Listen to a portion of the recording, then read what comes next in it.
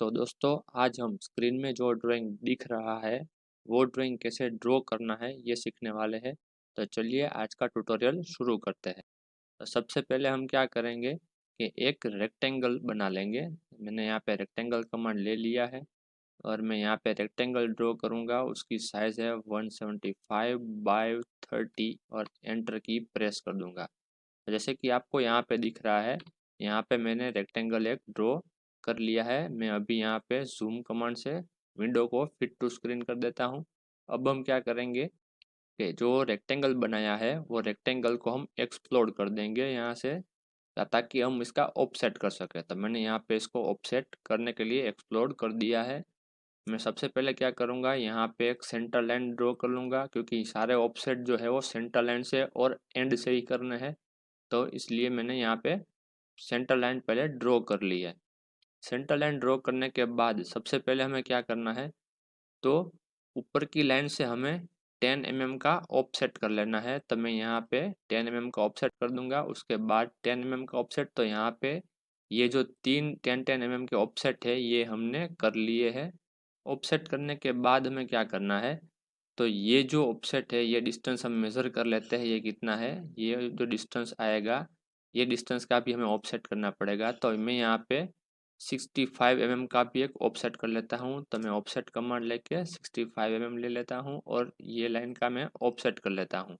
अब हम क्या करेंगे, अननेसेसरी लाइंस जो है वो सारी ट्रिम कर लेंगे। जैसे कि ये लाइन, ये और ये, इतनी लाइंस जो है वो अननेसेसरी है, तो हम वो लाइन ट्रिम कर देंगे। और ये पार्ट जो है वो पूरा सिमेट्रिकल पार्ट है, तो हम ये पार्ट को आधा ही ड्रॉ करने वाले हैं। तो मैं बाकी की ये जो लाइन है उसको भी ट्रिम करके डिलीट कर देता हूँ। उसकी हम बाद में मिरर कर लेंगे तो पूरा पार्ट हमारा बन जाएगा। तो अब हम क्या करेंगे, सबसे पहले ये जो बीच वाला सर्कल है, ये यहाँ पे जो होल किया हुआ है ये होल ड्रॉ कर लेते हैं। तो होल है M14/1.5 का। तो मैं यहाँ पे सर्कल कमांड ले लेता हूँ। सर्कल कमांड लेने के बाद यहाँ सेंटर में से मैं 14 mm डायमीटर का एक सर्कल बना लेता हूँ। सर्कल बना लेने के बाद इसकी जो पिच है होल की वो है 1.5। तो मैं यहाँ पे फिर से ऑफसेट करूँगा और 1.5 की मैं यहाँ पे पिच है, तो 1.5 का हमें आधा करना है। पिच जो है वो डायमीटर में दी हुई है और हम ऑफसेट करेंगे तो वो उसकी आधी वैल्यू की ही ऑफसेट करनी है। तो मैं यहाँ पे ऑफसेट कर लूँगा जो 0.75 का आएगा। तो मैंने यहाँ पे इसको ऑफसेट कर लिया है। तो मेरा ये बीच वाला जो होल है वो ड्रॉ हो गया है। सेंट्रल लाइन और हिडन लाइन जो है वो हम बाद में भी कर लेंगे, उसकी कोई दिक्कत नहीं है, वो हम बाद में लास्ट में करेंगे, ताकि हमारा एक ही कमांड से पूरे ड्राइंग की सेंट्रल लाइन और हिडन लाइन है वो हो जाए, हमें बार बार कमांड लेना लेना पड़े और हमारा टाइम जो है वो सेव हो। इसलिए हम सारी सेंट्रल लाइंस और हिडन लाइंस जो है वो बाद में करेंगे। अब हम क्या करेंगे, यहाँ पे ये जो तीन होल है ये होल हमें बनाने हैं। तो सबसे पहला ऑफसेट जो हम करेंगे वो आएगा 12.5 mm का।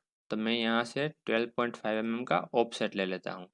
अब हम इतना ही ड्राइंग देखेंगे ताकि हम अच्छे से इसको समझ पाएँ और काम कर सके, इसलिए। तो मैं इसको पहले जूम कमांड से जितना मुझे विजिबल होना चाहिए उतना मैं यहाँ पे विजिबल कर लेता हूँ। ठीक है, तो ये मैंने कर लिया है। अब हम क्या करेंगे, मैंने यहाँ पे 12.5 का ऑफसेट कर लिया है। उसके बाद हमें दूसरा ऑफसेट करना है, वो आएगा 31.25 mm का। तो वो भी यहाँ से ही है। अब हम फिर से ऑफसेट करेंगे, वो है 50 का। तो मैं यहाँ पे 50 की वैल्यू डाल के फिर से ऑफसेट कर लेता हूँ। अभी आप ये देख रहे हैं कि ये जो 6 mm के डायमीटर के होल हमने किए हुए हैं। तो हम सबसे पहले यहाँ पे 6 mm के ये जो दो होल है ये दो होल करेंगे। उसके लिए हम फिर से ऑफसेट कमांड लेंगे और 3 mm का हमें ऑफसेट करना है। ये इस तरह से और इस तरह से सेम वे हम यहाँ पे भी करेंगे वो ऑफसेट। तो ये ऑफसेट हो गया है। अब जो हमें करना है वो क्या है, M8/1.5 का हमें यहाँ पे होल बनाना है। लेकिन ये होल है थ्रेडेड होल, क्योंकि यहाँ पे मेट्रिक थ्रेड का हमने डेजिग्नेशन दिया हुआ है। M8 मतलब ये मेट्रिक थ्रेड है 8 mm डायमीटर का, जिसकी पिच होगी 1.5।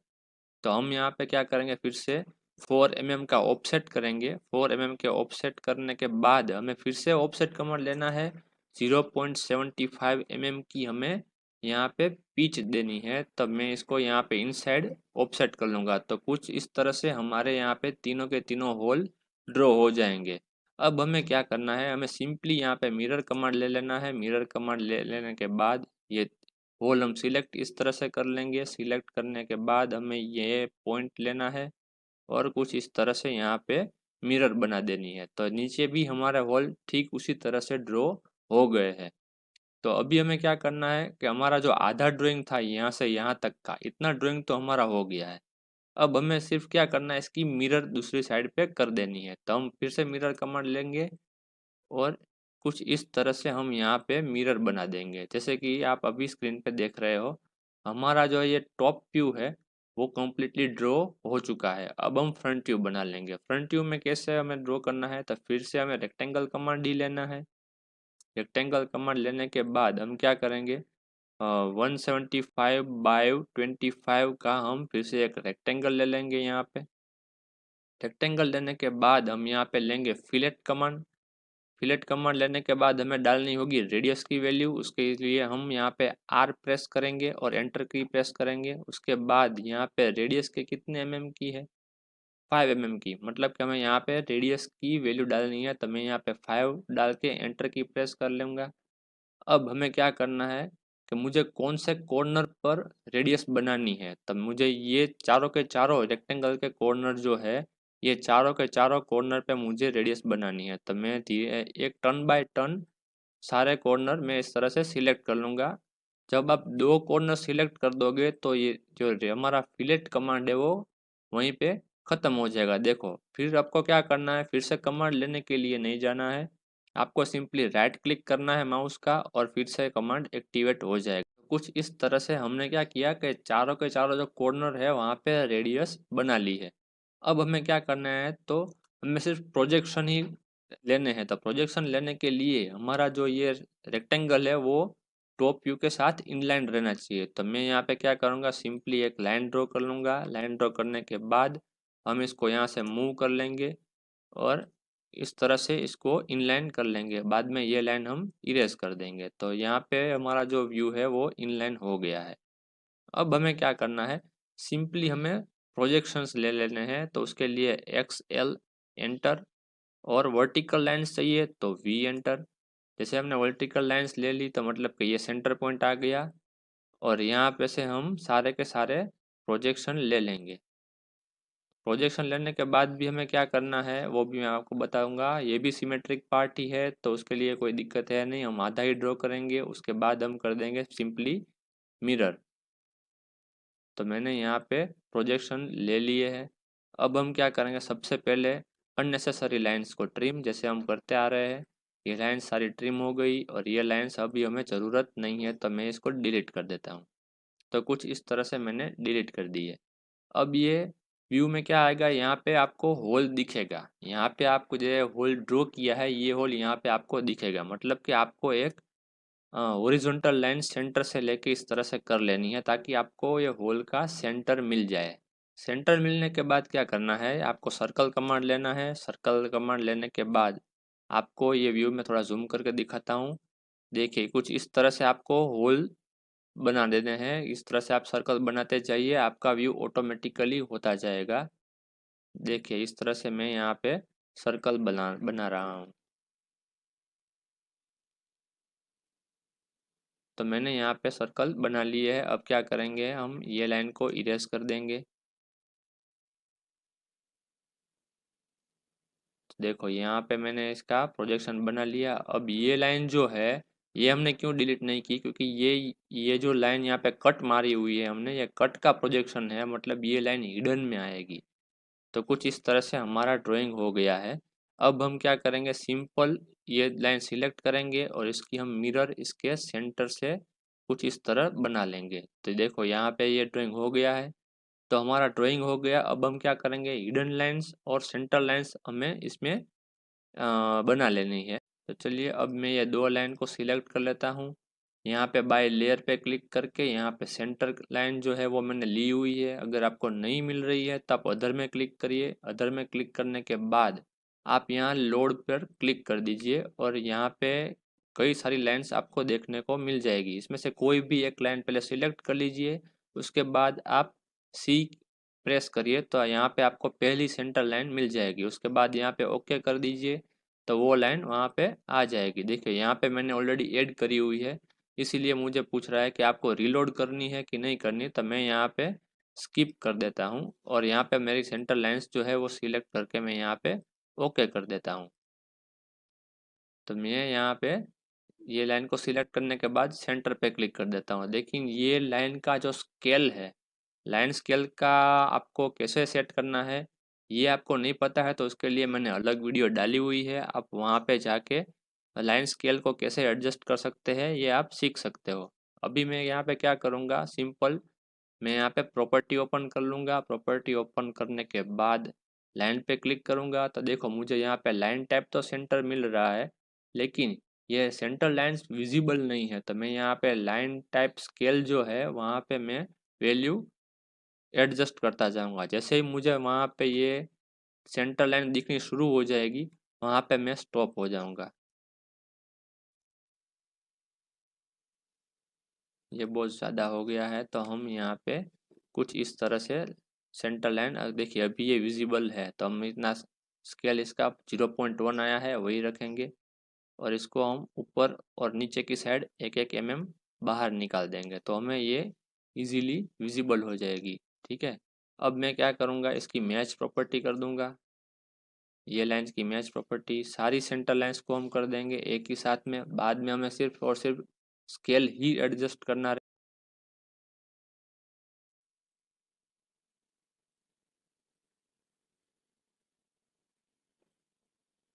तो दोस्तों हमने यहाँ पे सारी सेंटर लाइंस को मैच प्रॉपर्टी असाइन कर दी है। हमने यहाँ पे सेंटर लाइंस अभी ड्रॉ नहीं करी तो वहाँ पे हमें ड्रॉ करनी पड़ेगी। तो चलिए यहाँ पे हम सेंटर लाइन पहले ड्रॉ कर लेते हैं, उसके बाद हम मैच प्रॉपर्टी कर देंगे। ये लाइंस को हम 1 1 mm बाहर निकाल लेंगे। अब हम क्या करेंगे, इसकी पहले हम मैच प्रॉपर्टी कर लेते हैं ताकि हमारे कमांड का जो यूज़ है वो कम हो सके। देखिए यहाँ पे कॉपी कर लेंगे इसको। अब हम इसके सेंटर पॉइंट से लेके, क्योंकि सारे सेंटर्स के जो सेंटर पॉइंट आएगा वो तो एक ही होगा, तो हम यहाँ पे इसको पहले इस तरह से रख देते हैं। अब हमें क्या करना है, यहाँ पे भी हम सेम वे 1 1 mm बाहर निकाल लेंगे।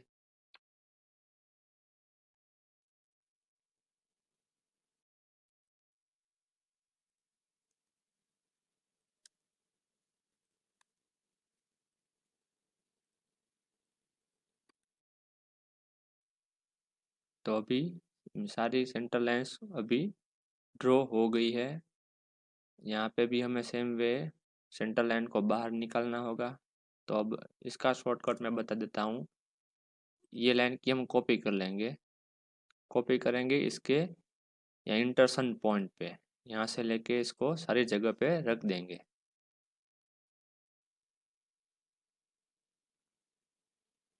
और अब हमें क्या करना है कि यहाँ पे जो दो लाइनें हुई है वो दो लाइनें निकालने के लिए हमें कुछ इस तरह से यहाँ पे एक विंडो बनानी है। तो यहाँ पे देखिए एक लाइन सिलेक्ट होगी, उसको हम निकाल लेते हैं, या फिर इसके ऊपर क्लिक करके भी निकाल सकते हो, लेकिन ये बेटर ऑप्शन है ताकि आपकी लाइन जो है वो इजीली निकल जाएगी। इस तरह से अगर आप करेंगे तो पहले हम सारी विंडो एक साथ ही बना लेते हैं और फिर इसको निकाल लेते हैं। यहाँ पे हम 1 1 mm लाइन को बाहर निकाल लेते हैं।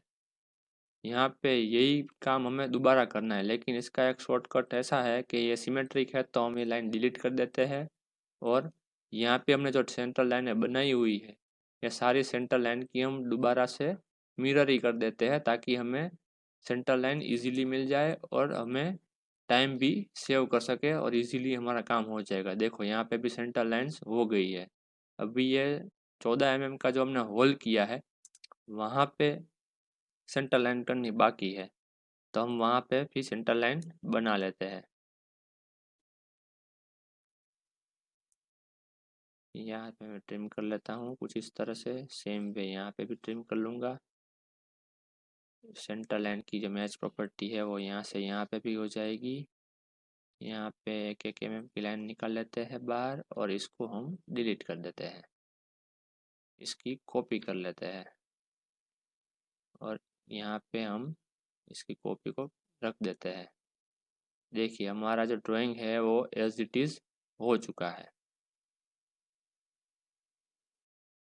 अब सिंपली हमें क्या करना है, हमें सिर्फ डायमेंशन देने हैं। डायमेंशन देने का मैं आपको एक बेस्ट तरीका बताता हूँ। आपने अगर यहाँ से लीनियर डायमेंशन लिया हुआ है तो सारे के सारे लीनियर डायमेंशन हम एक साथ ही दे देंगे। जैसे कि यहाँ से ये टोटल, उसके बाद यहाँ से यहाँ तक का एक डायमेंशन आएगा, दूसरा है ये डायमेंशन आएगा। सारे लीनियर डायमेंशन आपको एक ही साथ में दे देने हैं ताकि आप इजीली ड्राइंग को समझ सके और आपकी मिस्टेक होने की चांसेस भी बहुत कम रहेगी। वरना ऐसा रहेगा कि डायमेंशन ज़्यादा हो गए तो कोई एक डायमेंशन ऐसा होगा जो आप देना भूल जाओगे। तो ये ना हो इसलिए आपने जो भी डायमेंशन टाइप सिलेक्ट किया है वो सारे डायमेंशन आप दे ही दो पहले, ताकि ये मिस्टेक को हम जितना हो सके उतना कम कर सके। तो देखिए यहाँ पे मैं सारे के सारे डायमेंशन एक ही साथ में दे दे रहा हूँ। अभी मुझे कौन सा डायमेंशन लेने हैं, ये होल के डायमेंशन बाकी रह गए हैं ना, तो वो भी दे देते हैं। चलिए कोई बात नहीं, साथ में ही दे देते हैं।